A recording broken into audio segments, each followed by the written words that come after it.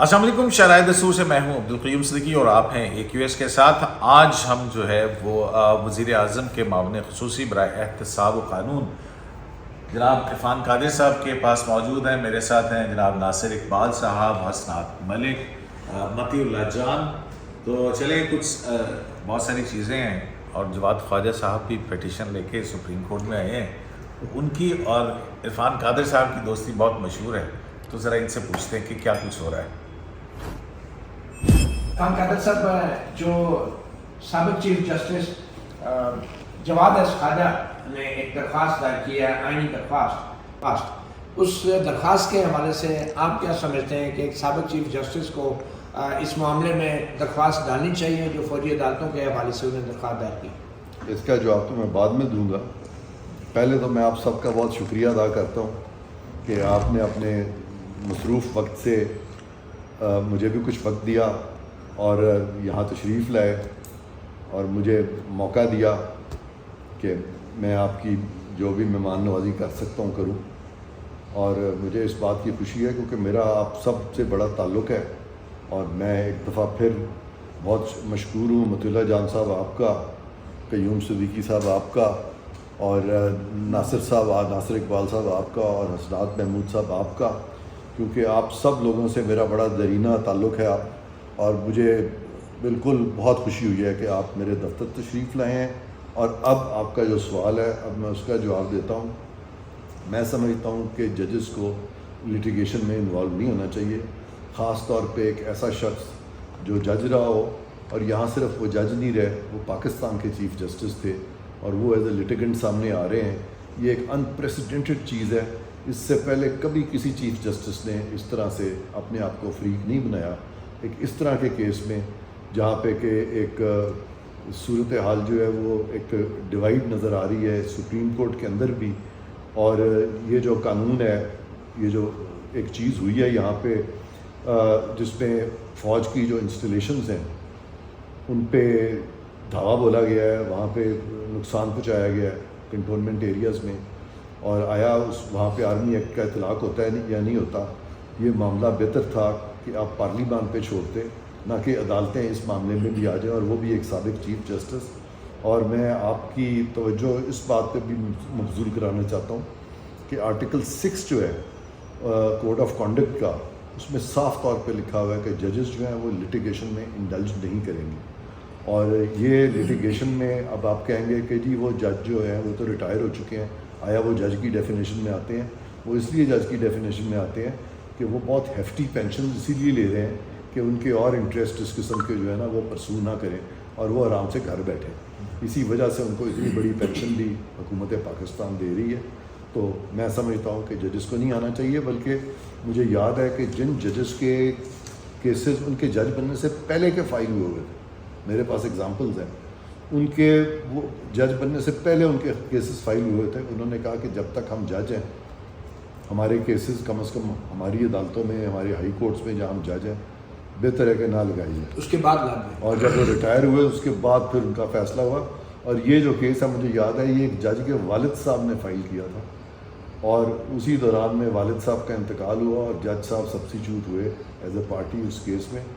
اور اس کے بعد جب وہ سپریم کورٹ میں آیا اور جب وہ کیس ایک دو دفعہ لگا، کیس انفیکٹ فیصلہ ایک دفعہ ایک راؤنڈ ہو چکا تھا، لیکن انہوں نے خود کہا کہ جب تک میں جج ہوں تب تک یہ کیسز نہ لگیں۔ اچھا، لیکن ان کے ریٹائرمنٹ کے بعد وہ کیسز لگے جو کہ انہوں نے خود نہیں کیے تھے، وہ کیس انہوں نے نہیں کیے تھے خود۔ لیکن اپنا عرفان قادر صاحب، جواد خواجہ صاحب نے جو پٹیشن دائر کی ہے وہ 184(3) کے اندر ایک فنڈامنٹل رائٹس کی پروٹیکشن کے حوالے سے کی ہے، اور ایک کانسٹیٹیوشنل یا آئینی سوال جو ہے وہ عدالت کے سامنے رکھا ہے کہ ٹرائیکاٹمی آف پاور ہے، فوج جو ہے وہ ایگزیکٹو کا حصہ ہے، اور ایگزیکٹو کے پاس جو ہے وہ جوڈیشل پاورز نہیں ہوتی ہیں۔ تو آپ ان کے جو ملازمین ہیں فوج کے، ان کی حد تک تو ٹھیک ہے، لیکن سویلینز کو اس طرح سے ٹرائی کرنا یہ کانسٹیٹیوشنلی درست نہیں ہے۔ تو ایک کانسٹیٹیوشنل سوال انہوں نے اٹھایا، انہوں نے کوئی ذاتی لیٹیگیشن کے لیے تو نہیں آئے۔ دیکھیں سویلینز جو ہیں وہ ٹرائی ہوتے رہے ہیں آرمی ایکٹ 1952 کے نیچے، اور یہ رائج الوقت قانون 70 سال سے ہے۔ آج ان کو یاد آ گیا 70 سال کے بعد ایک چیز ہوتی ہے لیچز. اگر آپ بر وقت ایک چیز ایک ایشو نہیں اٹھاتے تو آپ 70 سال کے بعد, کیونکہ اس کی وائرس کو بھی انہوں نے چیلنج کر دیا 70 سال کے بعد, اب آ کے انہوں نے چیلنج کر دیا. تو یہ اس پہ جس طریقے سے یہ ساری فائل ہوئی ہے اس وہ زیب نہیں دیتا کسی جج کو کہ وہ آ کے تو یہاں ایک لٹیگنٹ بن کے سامنے آ جائے. اور ڈیفینیٹلی جب ایک فارمر چیف جسٹس آتا ہے تو جس طرح سے وہ بے دریغ پاورز استعمال کی گئی ہیں فارمر چیف جسٹس کے دوران کے ججز بھی بہت ساری اپائنٹمنٹ سے بھی ان لوگوں کا ایک ہاتھ رہا ہے, تو جو بعد میں ججز بنے ہیں یہ کہنا کہ وہ ان کا انفلوئنس نہیں لیں گے.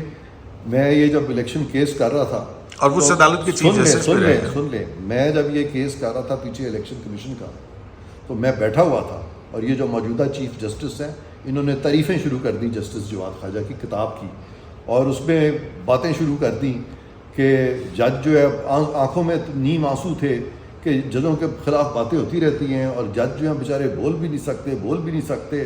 اور ایک آوزاری کرتے ہوئے انہوں نے کہا کہ دیکھیں وہ جسٹس جواد خواجہ وہ ریٹائرمنٹ کے بعد جا کے ان کو اب کتاب لکھنے کا موقع ملا, اب جا کے انہوں نے لکھا ہے کتنے وہ مظلوم ہیں, یہ ساری باتیں کر رہے تھے. اور اب اس کے بعد یہ پٹیشن بھی آ گئی ہے ان کے سامنے, تو وہ تو آلریڈی ایک نرم گوشہ ان کے لیے رکھتے ہیں. تو آپ کیا توقع رکھتے ہیں؟ اور خاص طور پہ اگر یہ بھی انہی 3 ججز کے پاس چلا گیا معاملہ تو آپ جان سکتے ہیں کہ اس کے پیچھے پھر وہ کیا عناصر کار فرما ہو سکتے ہیں. میں زیادہ نہیں بولوں گا اس پہ. یہ میں سمجھتا ہوں کہ ایز اے لٹیگنٹ یہ جو جسٹس جواد خواجہ بطور چیف جسٹس بھی بڑے کنٹروورشل تھے, ایز اے جج آف دا سپریم کورٹ بھی بڑے کنٹروورشل تھے, اور یہ بھی انہوں نے ایک بہت ہی کنٹروورشل چیز کی ہے. اور ان کا ویسے بھی ایک انداز زندگی میں جو تھا, جب وہ سپریم کورٹ میں آئے تو انہوں نے ایک اور چیز بھی کی جو کہ کسی جج کی نہیں تھی. وہ منفرد تھے اپنی وہ پونی ٹیل کی وجہ سے بھی وہ منفرد تھے. یہ کوئی ذاتی اٹیک نہیں ہے, یہ ایک ہارڈ فیکٹ ہے. کسی پاکستان کی سپریم کورٹ کے کسی جج نے کبھی پونی ٹیل یہاں پہ نہیں رکھی. وہ بہت ساری چیزوں میں منفرد ہیں, اور یہ انہوں نے ایک عجیب و غریب چیز کی ہے. ایک نارمل ڈگر سے ہٹ کے جب کوئی جج چیز کرتا ہے تو اس کا کوڈ آف کنڈکٹ بھی اگر کہہ دے کہ اس کو وہ نہیں کرنا چاہیے, تو اگر آپ میں کیسے کہوں. ابھی آپ نے عرفان قادری صاحب ابھی آپ نے کوڈ آف کنڈکٹ کا آرٹیکل 6 جو ہے اس کا حوالہ دیا, تو کیا پھر ریٹائرڈ جج کے خلاف آپ سپریم جوڈیشل کونسل میں جائیں گے کہ جی یہ لٹیگیشن کر رہے ہیں تو لہٰذا ان کی پینشن اور مراعات ختم کی جائیں اور ان کو مس کنڈکٹ کا مرتکب قرار دیا جائے؟ میں تو نہیں جاؤں گا, لیکن آپ نے چونکہ اس طرف اشارہ دے دیا ہے کہ جانا چاہیے تو ضرور جائیں, بلکہ جانا چاہیے. قوم کو اب پتہ چل گیا آپ کے پروگرام کی وساطت سے. میں سمجھتا ہوں کہ بالکل عوام کو جانا چاہیے, پبلک انٹرسٹ میں جانا چاہیے, تاکہ کل کو یہ تو نہ ہو کہ آوازیں لگ رہی ہوں کہ justice Saqib Nisar, justice Iftikhar Chaudhry, justice وہ جو بھی اتنے سارے ججز آئے ہیں یہاں پہ, وہ بنام محمد حسین, اس طرح کی آوازیں لگ رہی ہیں. اچھا تو اگر کوئی جج ریٹائر ہوتا ہے تو کیا وہ اپنے بنیادی حقوق سے محروم ہو جاتا ہے؟ ایک طرف آپ کہتے ہیں کہ سٹنگ جج جو ہے اس کو گرفتار بھی کیا جا سکتا ہے, تو کیا وہ اپنے دفاع میں بھی کوئی درخواست؟ یہ جسٹس جواد خواجہ جو ہے یہ ملٹری کورٹ میں ٹرائی ہو رہے ہیں, از ہی این ایگریوڈ پرسن؟ نہیں, وٹ ایور آئین میں تو نہیں لکھا ہوا, آئین میں نہیں لکھا ہوا. آئین میں کیا لکھا ہے؟ آئین پڑھے تو صحیح. آئین میں لکھا ہوا آرٹیکل 184(3) کی jurisdiction without prejudice to article 199 of the constitution. اور آرٹیکل 199 آف دا کانسٹیٹیوشن میں جب سرچورر رائے کی ریٹ فائل ہوتی ہے تو وہ ایگریوڈ پرسن فائل کر سکتا ہے. یہ کس طرح کر سکتے ہیں؟ از ہی ڈائریکٹلی ایگریوڈ؟ نہیں, پبلک امپورٹنس کے جو میٹر نہیں, یہ نہیں ہوتا. 184(3) پھر پڑھیں, ان کو بھی پڑھائیں. 184(3) میں اسٹارٹ ہی ادھر سے ہوتا ہے کہ وداؤٹ پریجوڈس ٹو آرٹیکل 199. میں آپ کو پڑھ دیتا ہوں. نہیں, وہ ٹھیک ہے سر, نہیں ٹھیک نہیں ہے نا, یہ وائلیشن ہو رہی ہے, قانونی بات ہے, کوئی وائلیشن کی بات نہیں ہے. کانسٹیٹیوشن وائلیٹ ہو رہی ہے. محمد چودھری بھی پہلے درخواست دائر کرتے رہے, قاضی فاضل نے بھی درخواستیں دائر کی. نہیں, اب ان کو تو یہ کوئی پہلی بار ہے ریٹائرڈ جج ادھر تو سٹنگ ججز جو ہے کٹہرے میں کھڑے رہے. قاضی فائز اسحاق صاحب کا جو تھا نا, ایک جو انہوں نے جو پٹیشن فائل کی ہے, وہ تو ایک تھی نا کہ کٹہرے میں کھڑے ہوئے دلائل دیے انہوں نے, they were respondent. وہ ایگریوڈ تھے نا. یہاں یہ ایگریوڈ نہیں ہے. فنڈامنٹل رائٹس میں تو ہر نہیں, اس طرح تو پھر ہر بندہ آ جائے گا یہاں پہ, اس طرح کے لاکھوں کیس فائل کر دے گا, سارے لاز کو چیلنج کر دے گا. اور لکھا کیا وہ کو پٹیشن اس قابل ہی نہیں ہے کہ اس کو پڑھا بھی جائے. سر آپ نہیں, کانسٹیٹیوشنل پوائنٹ تو ہے نا, کوئی نہیں ہے, نہیں ہے. وہ اپنے دفاع میں دیکھیں, میں ایک سیکنڈ یہ لیں, یہ سنیں آپ, یہ ذرا پڑھیں نا آپ, اونچی اونچی پڑھیں اس کو. 184(3) پڑھیں, اس کو تو سمجھ لیں, ججوں کو بھی سمجھا دیں. सर ये अब असल नहीं, में हमें अदालत जजेस तो को है समझाना नहीं पड़ेगा, हमें हम चाहिए कि हम अपने जजेस को एजुकेट करें, क्यों ना करें educate? सर इसमें तो बड़ा वाले तो अब without prejudice to the provision of article 199 199 पे जाएं। नहीं तो 199 199 पे जाएं। सर, लेकिन- नहीं, आप बोलने नहीं देते ना 199 में साफ तौर पे लिखा हुआ है कि कोई भी शख्स को वारंट ऑफ फाइल कर सकता है, उसके लिए एग्रीव्ड होना ज़रूरी नहीं है, लेकिन लॉ को चैलेंज करना, सरशिरोराई करना, उसके लिए एग्रीव्ड होना ज़रूरी है। सर वो high he court is not an aggrieved high person. Court के लिए एग्रीव्ड होना जरूरी है, सुप्रीम कोर्ट के लिए हाँ, नहीं। 184(3) के अंदर नहीं लिखा ये लिखा है ना, लिखा सर है। ये नहीं लिखा ना, पब्लिक नहीं, इंपॉर्टेंस की बात नहीं, पब्लिक इंपॉर्टेंस की 184(3 शुरू विदाउट अच्छा सुप्रीम कोर्ट खुद सो मोटो लेती है खुद सो मोटो लेती है 184(3 को लिमिट किया जा रहा है कि सर, अगर वो चीफ जस्टिस 199 से मुबर्रा नहीं है। 199 में जो लिमिट्स लेजिस्लेचर ने, कॉन्स्टिट्यूशन मेकर ने लगा दी है, 184(3 में वो फॉलो करनी सर पड़ेगी। है ना 184 में जो सो मोटो होता है, क्या चीफ जस्टिस एग्रीव्ड होता है? बहरहाल वो जब वकील suo motu जान लेता साहब, है। मैं आपसे सर, चीफ जस्टिस एग्रीव्ड मैं होता है। डिसएग्री नहीं करूंगा, हाँ। मैंने अपना मौकफ आपको दे नहीं दिया। वो ठीक है जो हाँ। सो मोटो चीफ जस्टिस लेता है, क्या वो चीफ जस्टिस एग्रीव्ड होता है तो सो मोटो लेता है? नहीं, उस ये आप गलत इररेलेवेंट बात है, इसका कोई रेलेवेंस नहीं है। 184 तो है ही चीफ है। जस्टिस लिटिगेंट नहीं होता, तो फिर सो मोटो का इख्तियार दिया चीफ गया है ना जस्टिस उसको। इज नॉट ए तो लिटिगेंट। उसमें एग्रीड होना जरूरी तो नहीं है, क्योंकि पब्लिक इंपॉर्टेंस एनफोर्समेंट का नहीं, फंडामेंटल नहीं। राइट का मामला है। नहीं, ये फंडामेंटल राइट्स की इन्फोर्समेंट का मामला है, तो नहीं। उसमें एग्रीड होने की क्या बात है? नहीं तो 1952 से ख्वाजा साहब चीफ जस्टिस भी रहे और मेरा ख्याल है वो 20 साल से ज़्यादा बतौर जज के ओहदे के ऊपर रहे, और 1952 से ये आर्मी एक्ट मौजूद था। तो बीइंग ए जज of this high court and the chief justice of the supreme court, और फिर so many years as a जज ऑफ द सुप्रीम कोर्ट, उनकी नज़र से ये नहीं गुजरा था। मेरा सवाल है वो सर ये है कि जो अटैक हुआ है, जो आर्सन हुआ है, ये जैसे कोर कमांडर हाउस हो गया, ये सर ये क्या मिलिट्री इंस्टॉलेशंस में आती हैं या ये सिविलियन इंस्टॉलेशंस हैं? तो अगर वो कंटोनमेंट एरियाज मिलिट्री एरियाज हैं, लेकिन सर उसमें और वो रिहाइश जो जो है, रिहाइश अगर वहाँ अफवाज पाकिस्तान के लोग रह रहे हैं, वो लोग रह रहे हैं जो ताबे हैं आर्मी एक्ट के, तो उन लोगों पे भी अगर धावा बोला जाए तो जो लोग धावा बोलेंगे उन लोगों पे जो ताबे आर्मी एक्ट के हैं, उनके मामले भी आर्मी एक्ट नहीं आएंगे। तो जो लोग गफलत के मुर्तकब हुए हैं, इन छावनियों को जो मुहाफ़िज थे, जो सिक्योरिटी पे मामूर थे, क्या उनके खिलाफ कार्रवाई नहीं होगी? इसमें क्या गफलत आर्मी है? एक्ट के तहत। भाई एक जुलूस जा रहा है वहाँ से, नहीं तो आप कंटोनमेंट एरिया से रोका क्यों नहीं गया? कौन रोक सकता कोर है? कमांडर के घर जला दिया गया, इतने और सारे सिक्योरिटी के लोग कोई इकट्ठे होके failure जा नहीं। रहे हैं कि सडनली वो धावा बोलते हैं एक तरफ आके, उनके जेहन में क्या है, कौन एंटिसिपेट? ये हमारा इंटेलिजेंस फेलियर है, आप कहते हैं। देखें, अगर किसी का फेलियर है या नहीं है, ये आप उनसे पूछें। अच्छा। मुझसे तो आप एक कानूनी सवाल पूछ रहे हैं कि आर्मी एक्ट जो है इन लोगों पे अप्लाई करेगा जिन्होंने हुल्लड़बाजी की है मिलिट्री इंस्टॉलेशंस में, मिलिट्री बिल्डिंग्स में, और लेकिन फौज सर की ये किसी सिर्फ बात में। हुल्लड़बाजी की है या बगावत के लिए इयानत की है? इन दोनों में से क्या है, हकीकत क्या है? क्योंकि आर्मी एक्ट के तहत सिर्फ उन सिविलियन को ट्राई किया जा सकता है जो फौज के अंदर बगावत में इयानत देते हैं। ये हुल्लड़बाजी तो सिर्फ सिविलियन को तो नहीं ट्राई किया जा सकता जब तक कोई फौजी एहलकार या अफसर भी इसमें शामिल ना हो।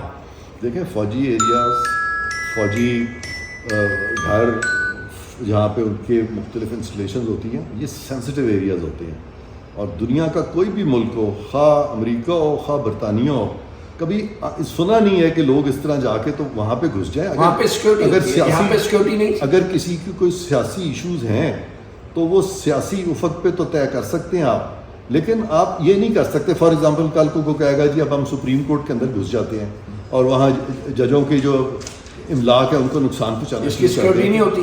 आप नहीं कर सकते। तो वो जो Sensitive पार्लियामेंट पे हमला हुआ था, क्या पार्लियामेंट सेंसिटिव जगह नहीं है? बहुत सेंसिटिव उस पे एक्शन क्यों तो नहीं उस पे हुआ? आपने एक्शन क्यों नहीं लिया? आपके अभी भी केसेस जो हैं जिसमें वो भी इमरान जो- खान साहब बरी हुए थे, आपकी हुकूमत ने कितनी अपीलें की हैं उसके खिलाफ? नहीं, वो देखें, वो जो आया था तब तो हुकूमत ही नहीं थी ना इनकी, तब तो दूसरी हुकूमत थी। सर उसके बाद जब ये बरी हो अब गए, तो PDM है उसके ना। बाद प्रोसिक्यूशन कहाँ से हुई पड़ी है? अगर वो बरी हो गए थे तो प्रोसिक्यूशन ने अपीलें करनी थी ना हाई कोर्ट्स के अंदर। आपने उस मामले को देखा एज ए नहीं, आप हमें बताएं एडवाइजर कि टू द वो- प्राइम नहीं, मिनिस्टर। नहीं, आप हमें बताएं कि वो मामले सब मैं नहीं बताना है तो मैं बैठ जाता हूँ आपकी सीट पे। सर ये बताएं कि कल सही है। कल चौधरी नहीं, हमारा आपने वो केस मंगा के नहीं, देखे? ये मेरे मैंडेट में ये चीज़ नहीं है ना। मैं तो ओवरऑल पॉलिसी देखता हूँ ना, लॉ की पॉलिसी, साहब की ओवरऑल पॉलिसी देखता हूँ। पॉलिसी मैटर्स देखते हैं हम। यहाँ पे انویسٹیگیٹو ایجنسی یا امپلیمنٹیشن آف یا لا اینڈ آرڈر کو ڈائریکٹلی کنٹرول کرنا sir as a adviser to the prime minister آپ جو ہے وہ پروسیکیوشن سے منگوا کے دیکھ سکتے ہیں کہ ان کیسز کے اندر کیا ہوا. ہم منگوائیں گے نا, آپ نے چونکہ یہ بات کی ہے, آپ نے کہا ہے, آپ نوٹس میں لائے ہیں, تو بالکل بھی منگوا کے دیکھتے ہیں. سر آپ سر نے یہ بتایا کہ چودھری اعتزاز احسن انہوں نے بھی ملٹری کورٹ میں سویلین کو ٹرائل کے حوالے سے پٹیشن فائل کی ہوئی ہے. کل ان کی اور ان کے وکیل لطیف کھوسہ صاحب کی ملاقات ہوئی چیف جسٹس عمر رضا بندیال کے ساتھ چیمبر میں. کیا جب ان کی پٹیشن پینڈنگ ہے ان کو ملاقات کرنی چاہیے تھی چیف جسٹس صاحب کو بھی, اور ان دونوں سینئر وکلاء کو جانا چاہیے تھا چیف جسٹس صاحب کو؟ دیکھیں چودھری اعتزاز احسن درخواست گزار بھی ہیں. اعتزاز احسن جو ہے نا, یہ موجودہ عدلیہ کے فادر آف دا عدلیہ ہیں.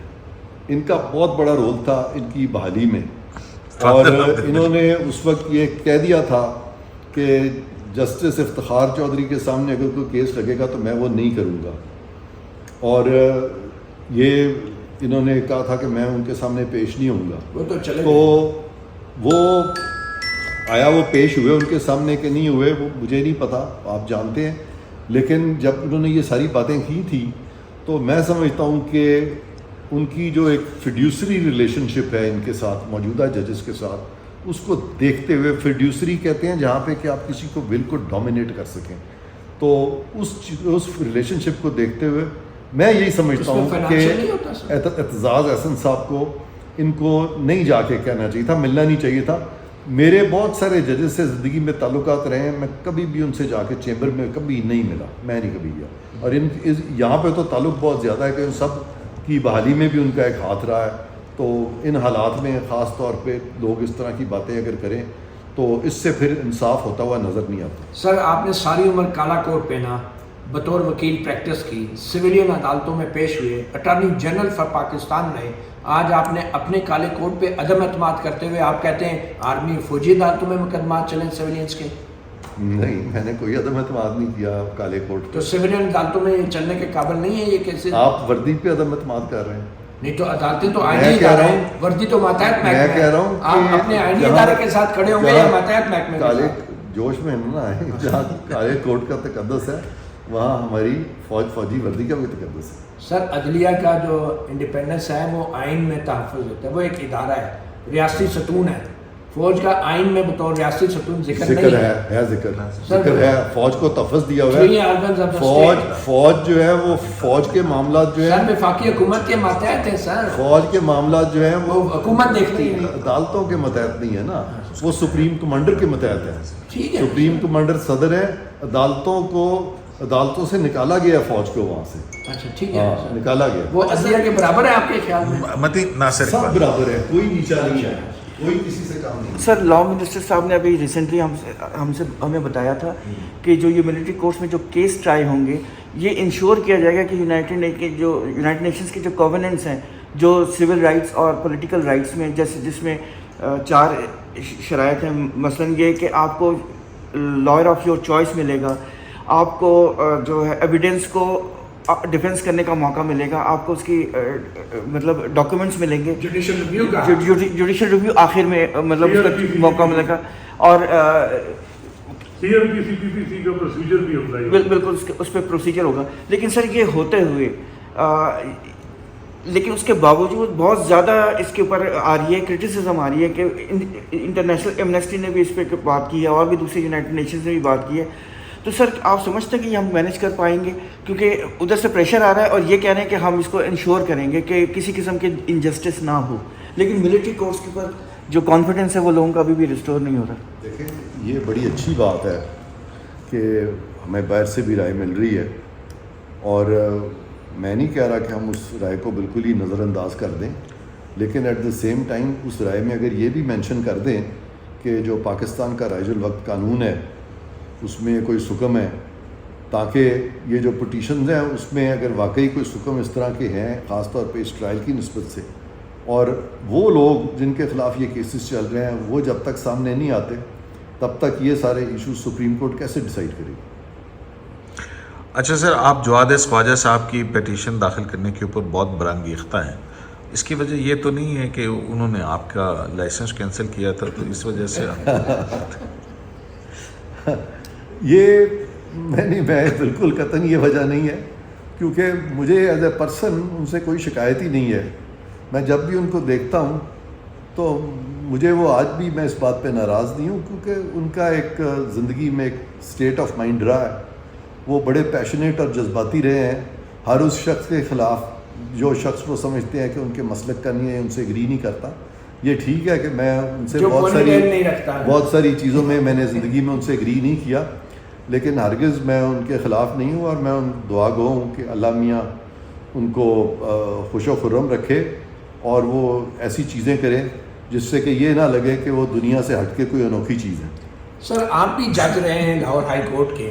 یہ اور بات ہے کہ آپ کو پھر عہدے سے 31 جولائی کے فیصلے سے ہٹایا گیا. تو اب اگر آپ سمجھتے ہیں وہ فیصلہ غلط تھا اور آپ آج بھی لاہور ہائی کورٹ میں پیش نہیں ہو رہے ہیں، تو آپ ابھی بھی اپنے آپ کو جج سمجھتے ہیں اور ابھی بھی یہ سمجھتے ہیں کہ آپ کے خلاف جوڈیشل کونسل میں کارروائی ہو سکتی ہے اگر کوئی آپ کے خلاف شکایت کرے؟ یہ سوال اس کا نہ سر نہ پیر ہے.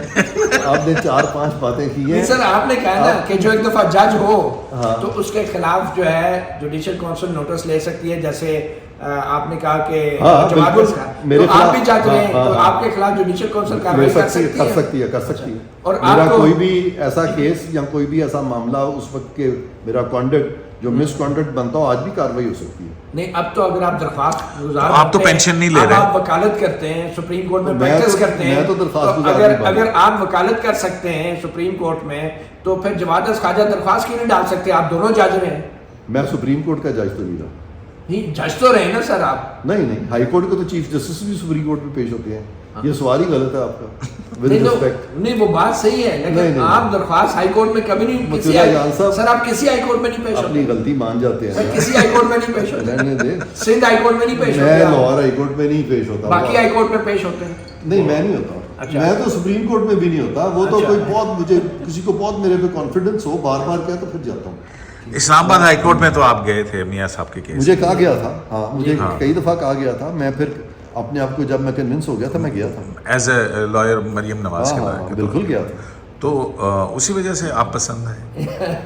ہو سکتا ہے کیونکہ وہ اللہ کا شکر ہے کہ وہ کیس جو ہے ہمارا جو میری اسیسمنٹ تھی اس کے مطابق ہم اس میں کامیاب ہوئے. اچھا آپ کو جو وزیر اعظم کا مشیر بنانے کا فیصلہ کیسے ہوا؟ آپ سے کس نے رابطہ کیا اور آپ نے کیسے ہاں کر دی؟ آپ کی کیا شرائط ہیں؟ میری کوئی شرائط نہیں تھی. مجھے پرائم منسٹر صاحب نے مجھ سے رابطہ کیا تھا. میں پھر ان کو یہاں آ کے ملا تھا. انہوں نے مجھے کہا کہ ہم آپ کو لانا چاہتے ہیں، اپنی ٹیم میں شامل کرنا چاہتے ہیں. میں نے اس چیز کو سمجھا کہ بھی مجھ پہ انہوں نے اعتماد کیا ہے اور کسی بھی وکیل کی یہ بڑی ریکگنیشن ہے کہ اس کو کوئی بھی حکومت جو ہے بلا کے تو کہہ کہ ہم آپ کو وزیر کا عہدہ دیتے ہیں.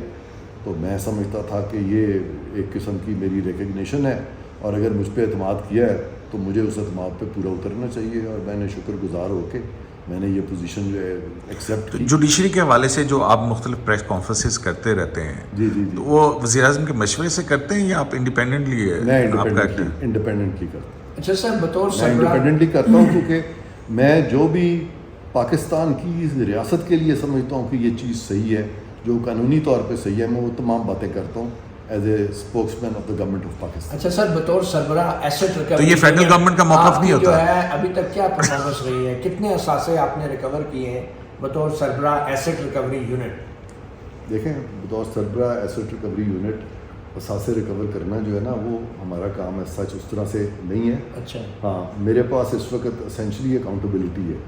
Accountability is much wider than asset. تو اے آر یو بند ہو گیا ہے چل رہا؟ اے آر یو ہے. اے آر یو اب بھی ہے. اب بھی ہمیں سسپیشس ٹرانزیکشن وغیرہ اس طرح کی چیزیں جو ہیں ہم اس پہ ویژن رکھے ہوئے ہیں، لیکن اس میں سے کچھ ایسی بھی چیزیں ہوتی ہیں جو کہ ضروری نہیں ہے کہ وہ ساری تب تک ظاہر کیے جائیں جب تک کہ وہ انرتھ نہ ہو. جو بیرسٹر شہزاد اکبر تھے آپ کے پیش رو، انہوں نے کافی پریس کانفرنسیں بھی کی اور جسٹس قاضی فائز عیسیٰ کے اثاثوں کے حوالے سے بھی بڑے وہ دعوے کرتے رہے. آج وہ ملک سے فرار ہو چکے ہیں، بھاگ گئے ہیں. تو آپ کے پاس کوئی ریکارڈ ہے ایسٹ ریکوری یونٹ کا ایسا کہ اس وقت جو معلومات اکٹھی کی گئی کیا وہ درست تھی اور کیا وہ کی جا سکتی تھی؟ کیونکہ اب تو سپریم کورٹ کا اس پہ فیصلہ بھی آ گیا. وہ تو ریکارڈ پہ بھی ہیں. اس وقت کا جو ایسٹ ریکوری یونٹ ہے وہ کوشش یہ کر رہا تھا کہ وہ جو حکومت وقت ہے اس دور کی اس کو کسی طرح سے مضبوط کیا جائے اور ٹارگٹ کیا جا رہا تھا ان لوگوں کو جو کہ ان کے مخالفین تھے. تو یہ کام نہیں ہے ایسٹ ریکوری یونٹ کا اور ایک اسپیشل اسسٹنٹ کا, تو لہٰذا اب وہ چیز نہیں ہو رہی. بیرسٹر شہزاد اکبر نے اپنا کام درست کیا, اپنے فرائض آئین و قانون کے مطابق ادا کیے. تھوڑی دیر کے لیے ہم ان کو اگر یہ لیٹیچیوڈ دے بھی دیں کہ وہ اپنے آئین کے مطابق ادا کر رہے تھے, تو پھر وہ پاکستان آ کیوں نہیں جاتے, وہ پاکستان سے باہر کیوں ہیں؟ تو اس سے آپ اندازہ لگا لیں کہ دال میں کچھ تو کالا ہوگا نا. وہ جو 190 ملین پاؤنڈ جو پاکستان آئے تھے تو اس میں بیرسٹر شہزاد اکبر کا بھی ایک بڑا اہم رول تھا. تو آپ سمجھتے ہیں کہ اس میں ان کا کوئی مالی مفاد تھا؟ اور کچھ الزام یہ بھی لگ رہے ہیں کہ اس وقت کی حکومت بلکہ جنرل فیض جو تھے وہ بھی اس تمام معاملے میں شراکت دار تھے. انڈر انویسٹیگیشن معاملہ ہے ویسے. جہاں تک اس چیز کا تعلق ہے کہ بیرسٹر شہزاد نے کیا مالی فائدہ لیا یا کیا جنرل فیض اس میں شامل تھے کہ نہیں, جنرل فیض کے خلاف تو کوئی ایسی چیز ہمارے سامنے نہیں آئی فی الحال, کیونکہ جنرل فیض تو اس ساری ڈیسیجن میکنگ میں بھی نہیں تھے.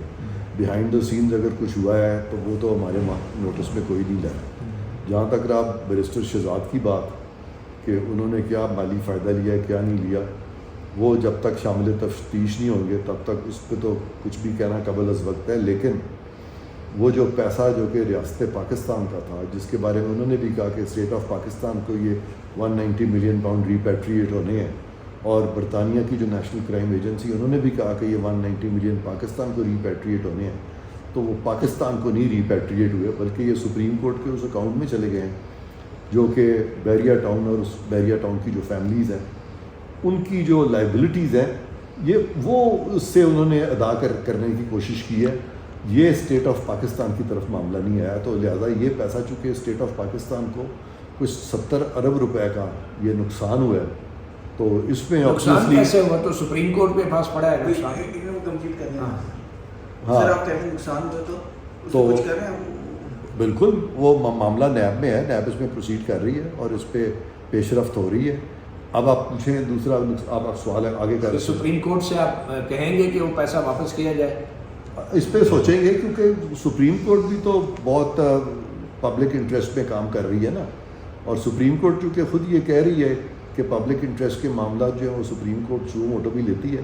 تو اب چونکہ یہ سب کچھ آپ کی وساطت سے میری وساطت سے ان کے نوٹس میں آ چکا ہے, تو سپریم کورٹ کو چاہیے کہ سو موٹو نوٹس لے کے کم از کم یہ جو پیسہ ہے یہ اسٹیٹ آف پاکستان کے اکاؤنٹ میں ڈلوائے, اس کو ریپیٹریٹ کریں اسٹیٹ آف پاکستان.